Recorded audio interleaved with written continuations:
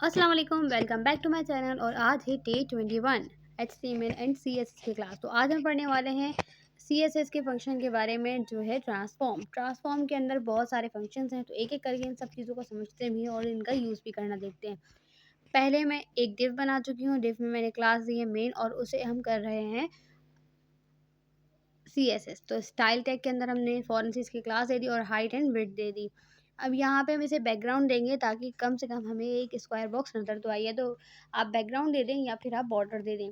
फिलहाल यहाँ पे मैं एक बैकग्राउंड कलर ही दे रही हूँ उसे, और सिंपल है, कोई भी कलर ले लेते हैं। अच्छा, ये मुझे बॉक्स में बहुत छोटा दिख रहा है, तो एक काम करते हैं, थोड़ी सी इसकी हाइट और विड्थ को ना चेंज कर लेते हैं।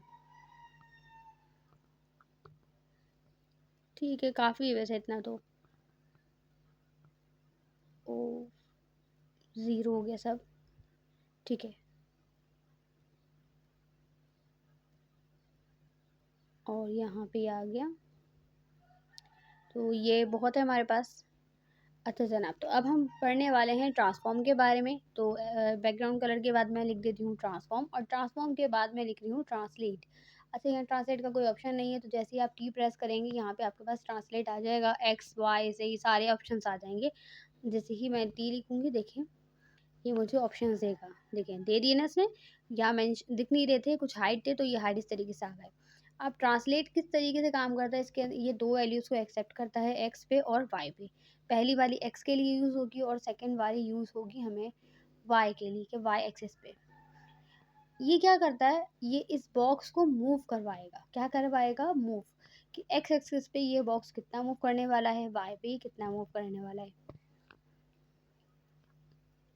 ठीक, तो ज़रा इसको एक्स और वाई दोनों वैल्यूज़ देते हैं और देखते हैं ये कितना मूव कर पा रहा है। ये आ गई एक्स पे और ये आ गई हमारे पास वाई की। तो ज़रा आप देख लीजिएगा, जैसी वैल्यूज़ होंगी और इंटर होते ही ये मूव करेगा। देखें, एक्स एक्सिस पे और वाई एक्सिस पे इसने मूव कर दिया।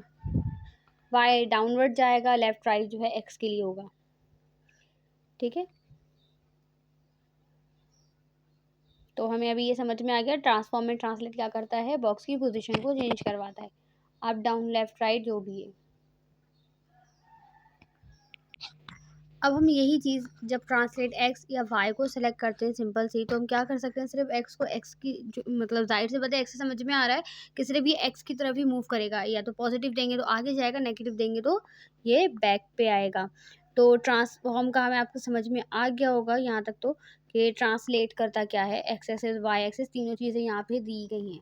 तो जो चीज़ अगर हम पार्टिकुलर एक चीज़ सेलेक्ट करेंगे तो वो एक ही तरफ मूव करेगा। अब आ जाते हैं हमारे दूसरे टॉपिक पे, ट्रांसलेट के ट्रांसफॉर्म की, सॉरी,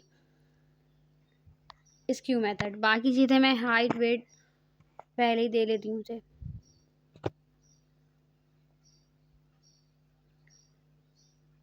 ठीक है, यहाँ पे हम बॉर्डर दे देते हैं इसे एक 2 पिक्सल सॉलिड, तो आपको एक बॉर्डर नज़र आ जाएगा ब्लैक। ठीक है,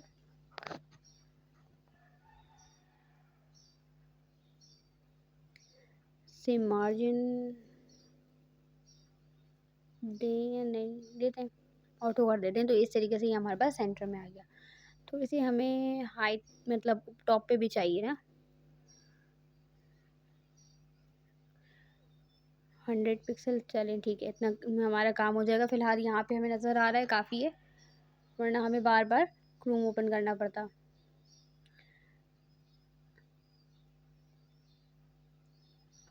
अभी वैसे यहाँ पे बहुत सारे ऑप्शंस हैं, स्केल है, बहुत सारे हैं। अब जो जो चीज़ हम यूज़ करते जाएंगे आगे फ्यूचर में, हमें उन चीज़ों का आइडिया होता जाएगा। लेकिन ये बेसिक्स हैं जो हमें समझ में आने चाहिए। इसमें भी दो ही वैल्यूज़ हैं, एक्स और वाई। ये भी मूव करता है, ये रोटेट नहीं करता, ये ऊपर और नीचे वाले एक्सिस को ना स्ट्रेच करता है, स्क्यू स्ट्रेच करता है ये थोड़ा सा। तो ज़रा कुछ वैल्यूज़ इसको प्रोवाइड करते हैं और देखते हैं ये हमें क्या रिजल्ट देता है।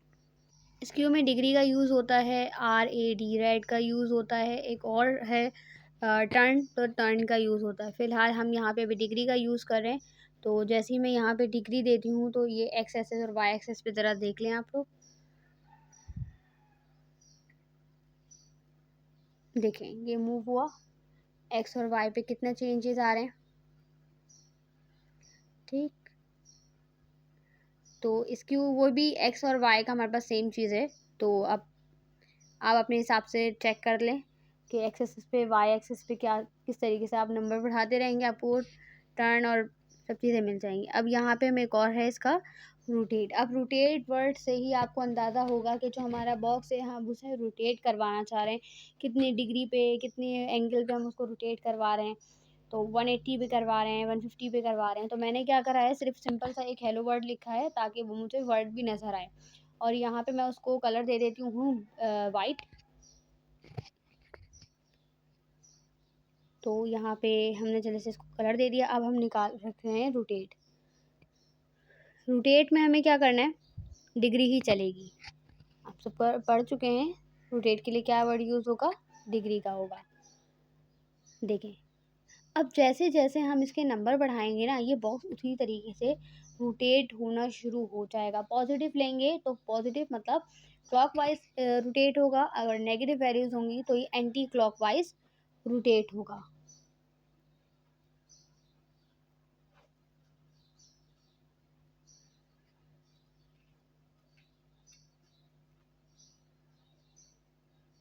ठीक, अब जैसे जैसे आप इसकी वैल्यूज इंक्रीज करते रहेंगे ये सब इसमें चेंजेस आती रहेंगी। आपको पता है 180 डिग्री भी होता है। अब मैंने जैसे इसको 180 दूंगी, ये देखिएगा ज़रा क्या करेगा ये देखेंगे ये उल्टा हो गया, मतलब 180 डिग्री ये रोटेट हो गया पूरा। तो रोटेट का हमें समझ में आ चुका है कि रोटेट करता क्या है, हमारे बॉक्स को रोटेट करवाता है। अब आ जाते हैं हमारे लास्ट वाले पे, जो ये है स्केल। अब स्केल का मतलब साइज़ है, ये सबको पता है। अच्छा, जो मार्जिन या जो बॉक्स की हाइट वेट दी हुई है वो सेम रहती है हमारे बॉक्स की, उसमें फ़र्क नहीं पड़ता। लेकिन ये जो स्केल है ना, ये बताता है अगर मैंने 1 दे दिया तो ये सेम डिफ़ॉल्ट वैल्यूज़ हैं जो आपने प्रोवाइड की हैं। अब अगर मैं चाहती हूँ कि मेरे बॉक्स का साइज़ इंक्रीज़ हो जाए और मेरी सीएसएस में वो साइज़ सेम रहे, तो हम उसे स्केलिंग करते हैं, मतलब गुना। आपने पढ़ा है ना, मल्टीप्लिकेशन करना या गुना करना, 2 गुना बड़ा, 3 गुना बड़ा और 2 गुना छोटा। तो वो उन सब चीज़ों में किस में काम करेगा, वो स्केल का वर्ड या स्केल फंक्शन वर्क करता है। ठीक, अब जैसे जैसे मैं यहाँ इसकी 1 दूंगी, 2 दूंगी, उस हिसाब से वो साइजेस इंक्रीजेज होंगे। और साइज़ इसी तरीके से अगर मैं 0 पॉइंट से नीचे जाती हूँ तो मेरे बॉक्स के साइज़ डिक्रीज़ भी होंगे। तो ज़रा एक छोटा सा एक्सपेरिमेंट भी कर लेते हैं हम हाथ क्या इसका।